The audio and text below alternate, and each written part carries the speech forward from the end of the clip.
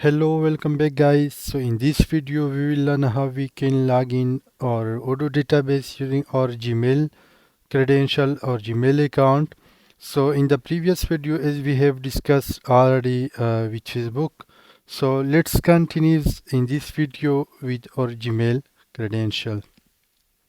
So for this you guys will first create an app in the console cloud of Google. Here you guys can see the link.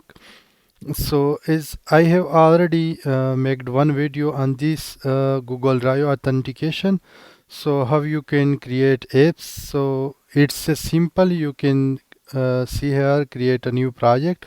Just name is, you guys see I have done Odoo, and continues, next, next, next. Once you have done this, so after that you guys will come to the credentials, and here I have already done credentials. So here you will, in the authorized redirect URL, you will paste this URL, this URL. N- Please mention, note this point. This is the database name of our Odoo. So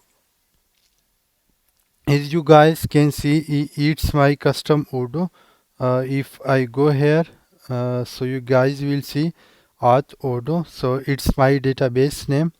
And next you guys will come here, and if I log in it to my Odoo credential, so you guys will come to setting and search for email or Gmail. Here you guys can see use custom email server, and you guys see this.